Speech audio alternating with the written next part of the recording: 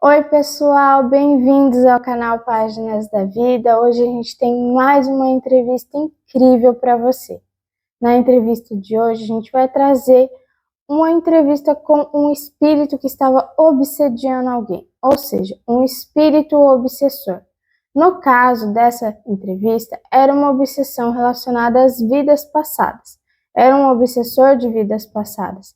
E a gente vai ver o lado desse obsessor. Por que ele estava fazendo esse processo obsessivo?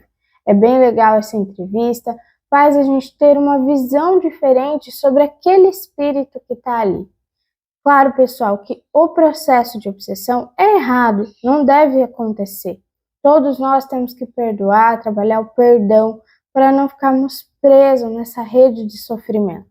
Mas é inevitável que existem os processos de obsessão. A gente vê isso em várias psicografias. Então, hoje a gente vai entender um pouquinho mais como funciona a obsessão, porque muitas vezes ela acontece. Essa entrevista se encontra no livro Entrevistas com os Espíritos, que foi psicografado pela médium Vera Lúcia Marinzec de Carvalho e também pelo espírito Antônio Carlos. O espírito Antônio Carlos que conduz essa entrevista, que faz as perguntas e narra a entrevista.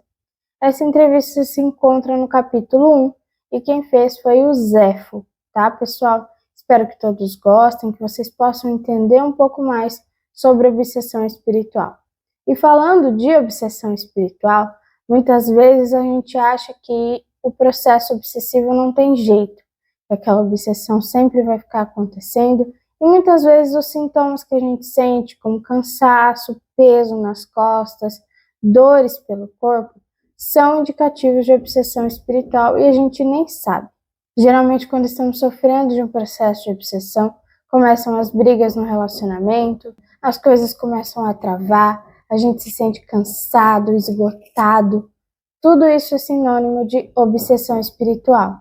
Sintomas como insônia, pesadelos, depressão, até mesmo ansiedade, desânimo, tudo isso é indicativo de uma obsessão espiritual. E se você está sentindo tudo isso, você pode estar sendo obsediado e nem sabe disso. A gente trabalha, eu e meu marido, com uma ferramenta que se chama apometria. É uma técnica espiritual de limpeza e trabalhamos em conjunto com os mentores de luz para fazer um resgate desses espíritos que podem estar aí obsediando você. Então, se você acha que pode estar sofrendo por um processo de obsessão ou sente esses sintomas, ou que alguém tenha feito algum feitiço, um trabalho feito para atrapalhar a sua vida, entre em contato comigo pelo link que vai ter aqui na descrição do vídeo para a gente conversar, entender o que está acontecendo com você e te ajudar através da terapia da apometria. Agora, pessoal, vamos para o relato. Obsessão é a ação normalmente persistente de uma pessoa sobre outra, estando encarnada ou desencarnada. Zefo recebeu orientação numa sessão de desobsessão durante a reunião de um grupo em um centro espírita. Uma jovem, sofrendo com a obsessão, pediu ajuda. Zefo, na outra encarnação, amou essa moça. Ela voltou a reencarnar, ele não. Levou anos a procurando e, quando a encontrou, resolveu tê-la para si, fazendo com que tivesse medo de tudo. Médicos diagnosticaram sua condição como pânico. Alertam que esta jovem estava sendo obsediada e tinha sintomas da enfermidade. Não estava doente, mas se a obsessão continuasse, com certeza ficaria enferma. Seu físico seria atingido. Pelas obsessões, pode-se adoecer fisicamente. O obsessor, tentando impedi-la de sair, atingia seu objetivo. A garota não se envolveria amorosamente com ninguém. Ele falou pouco durante o tempo em que ficou no centro espírita e, quando se aproximou de uma médium para conversar com o doutrinador do plano físico, disse que odiava a garota e queria se vingar. Aconselhado a perdoar e oferecido um abrigo, concordou, após uns minutos de conversa. O trabalho de orientação terminou e Zefo pediu para conversar comigo. Aí houve a entrevista. Ela reencarnou, esqueceu o passado, quis recomeçar, refazer sua vida. Por que você não seguiu seu exemplo? Não consigo e nem quero esquecê-la, respondeu Zefo. Penso em seguir minha vida somente depois de me vingar. Ela sempre teve nomes pomposos e eu sou somente Zefo. Essa mulher me maltratou, brincou comigo, com meus sentimentos.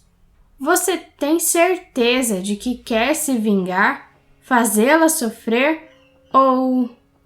O senhor sabe a resposta? Perguntou Zefo, me olhando. Deduzo somente, respondi.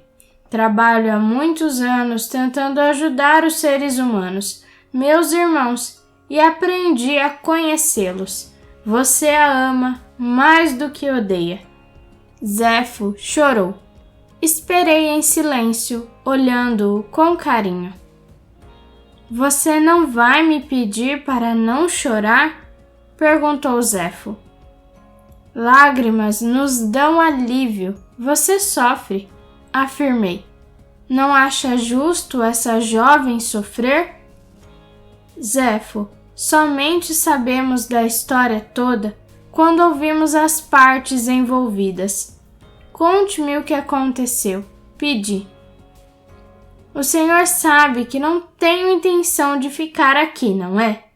Na primeira oportunidade, saio, como já fiz outras vezes. O que escutei esta noite é bonito, me comoveu, mas tenho a minha história e vou contá-la, se quer ouvi-la. Quando nasci, já existia a lei do ventre livre. Não fez diferença para mim. Meus pais eram escravos e fui criado como um. No sertão, longe das cidades, a lei era dos senhores das fazendas. Morávamos em senzalas ou em pequenas casinhas e havia até castigos. O dono da fazenda em que morava ficou viúvo. Os 2 filhos homens foram embora para a cidade e as 2 filhas se casaram. Ele viajou e voltou casado com uma jovem. Quando a vi, apaixonei-me e procurava vê-la escondido. Ela teve o primeiro filho. Sentia que a sinhá era infeliz morando naquela fazenda isolada com um esposo mais velho. Numa viagem que o marido dela fez, eu fiquei encarregado de vigiar a casa e tive a oportunidade de conversar com a sinhazinha. Eu não tinha instrução, não sabia ler nem escrever, falava errado, mas a senhora pareceu não notar. Fiquei perdidamente enamorado e ela se envolveu comigo, dizia me amar e nos tornamos amantes. Quando o marido dela voltou da viagem, ficou mais difícil nos encontrarmos, mas dávamos um jeito. Ela ficou grávida, teve o segundo filho. O fazendeiro viajava sempre, ia a negócios ou visitar os filhos, e aí nos víamos mais. Ela ficou grávida novamente. Depois que teve esse filho, enjoou de mim. O marido falava em se mudar para a cidade. Ela deve ter se entusiasmado com a mudança e, querendo terminar nossa relação, o fez da pior maneira possível. Contratou 3 homens, bandidos que faziam trabalhos para os senhores, como tirar a vida, sequestrar, surrar, etc. Pegaram-me, levaram-me para um local isolado, amarraram-me e me deram o recado. Não deveria nunca ter olhado para uma sinhá e que seria morto. Disseram ainda que havia sido a senhora quem os havia contratado porque era uma mulher honrada. Para morrer com dores, deixaram-me amarrado e muito machucado. Desencarnei 2 dias depois, com muita sede, sentindo dores alucinantes e revoltadíssimo. Meu corpo físico morreu. Continuei com ódio e me perturbei. 2 caçadores, passando por onde estava, enterraram meu corpo carnal, e um grupo de espíritos, quase todos ex-escravos, me levaram para um umbral e cuidaram de mim. Fiquei anos perturbado. Quando entendi que havia desencarnado, esforcei-me para ficar bem. Sentindo-me refeito, voltei à fazenda. Mas os anos tinham passado. O fazendeiro havia desencarnado. Soube que seus inimigos, eram muitos, o tinham levado para o umbral e que a senhora também havia voltado para o além. Quem me informou disse achar que os bons espíritos a haviam levado. Perguntei muito e não a encontrei. No umbral, aprendi muitas coisas. Trocando favores, aprendi a ler, escrever, cursei a escola de vingadores e, prestando serviços para receber outros, acabei por encontrá-la. E você acha que irei simplesmente deixá-la depois de tantos anos de procura? Você a ama, exclamei. Amei. Agora quero ensiná-la a respeitar os sentimentos alheios. Você sabe a história dela? Escutou sua versão? Perguntei. Agora ela esqueceu. Se pudesse escutá-la, iria mentir como sempre fez. Lamentou Zéfo. Como você se sente vivendo a vida de outra pessoa? Não entendi sua pergunta. Estou vivendo a minha vida. Faço o que quero. Zéfo se alterou. Neste tempo em que estudou no umbral, deve ter aprendido e visto que nossas ações têm reações. Você está querendo me dizer que ajo errado e receberei sofrimento como resposta? Essa moça me fez sofrer e deve ser castigada. Sua desencarnação dolorosa pode ter sido uma reação por atos indevidos. Já pensou nisso? Ter nascido naquela fazenda, tido pais escravos e vivido como um, ter sido torturado, sofrido por amor. Por amor, não. Sofri pela traição. É diferente. Zéfo me interrompeu. Não traíram o marido? Perguntei. O senhor faz perguntas indiscretas. O marido merecia ser traído. Será que ele pensava assim? Que merecia? Como Zéfo não me respondeu, continuei a questionar. Você sabe de seu passado? O que aconteceu em sua existência anterior? Lembra-se? Não me interesso. Zéfo respondeu, se aborrecendo. Não mesmo? Você lembra, não é? Está bem, me recordo. Fui o avô deste marido, homem rico, dono de escravos, e agi muito errado. Mas isso não tem nada a ver com este caso. É da traição que me vingo. Vamos analisar a situação, pedi. Você a conheceu já casada ao chegar à fazenda. Você sabe o porquê de sua amada ter se casado com este homem? Nos poucos momentos em que podíamos ficar juntos, preferíamos falar de nós. Ela me disse ter sido obrigada a se casar, contou Zéfo. Você já veio aqui, nesta casa espírita, outras vezes. Pedimos-lhe para perdoar e se afastar desta jovem. Não nos atendeu. De fato, essa moça esqueceu de você ao reencarnar, e é bom que não recorde. Porém, fui me informar o que de fato aconteceu com vocês dois. Quer saber o que descobri? Não fará diferença, disse Zefo, tentando ficar indiferente. Sua amada tinha 16 anos, contei, quando seu genitor se arruinou com dívidas. Este fazendeiro pagou as dívidas do pai dela em troca de recebê-la por esposa. Casou, mas nunca gostou do marido. A vida dela mudou muito e para pior. Estava longe da família, sentindo-se uma mercadoria, vindo morar numa fazenda isolada. Ela também, assim que o viu, apaixonou-se. Foi um reencontro do passado. Vocês já estiveram juntos em outras reencarnações. Esqueceram, porém, que haviam prometido não se envolverem novamente, não trair e resgatar erros para no futuro poderem ficar juntos sem a mácula das maldades cometidas. Amaram-se. Ela o amou. Ao ter o terceiro filho, este nasceu negro. Era seu filho. O marido traído se enfureceu, bateu nela. Depois pegou o recém-nascido pelos pés e ameaçou tirar a vida dele do corpo físico se a esposa não contasse quem era o amante. Ela contou. Assim mesmo, o fazendeiro tirou a vida dele na sua frente, de maneira brutal. A coitada adoeceu, enlouqueceu e não conseguiu se recuperar.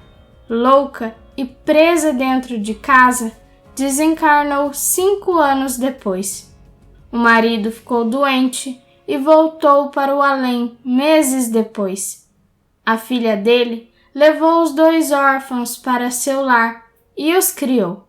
Sua amada, ao mudar de plano, foi socorrida e demorou a se recuperar, mas, quando se sentiu bem, tentou saber de você. Não conseguiu vê-lo porque estava no umbral.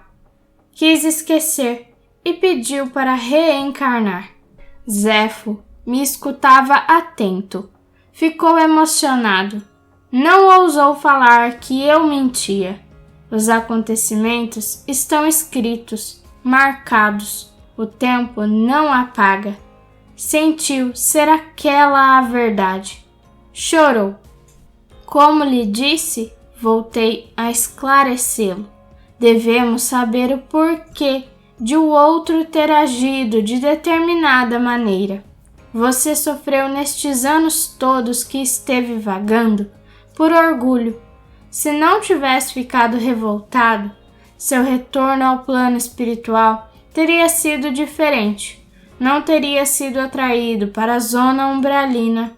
Socorristas bondosos o teriam socorrido e logo teria conhecimento do que havia ocorrido.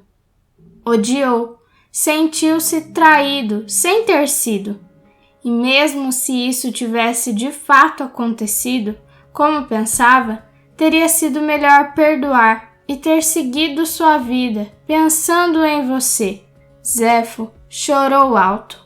Quando se acalmou, ajoelhou-se diante de um quadro de Jesus, orando no Jardim das Oliveiras. Pediu perdão e clemência. Mais tranquilo, foi levado ao posto de socorro. 3 semanas depois, encontrei-me com Zefo.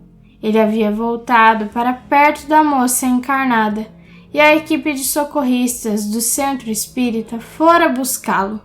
Por quê? Perguntei simplesmente ao vê-lo. Não consigo ficar longe dela.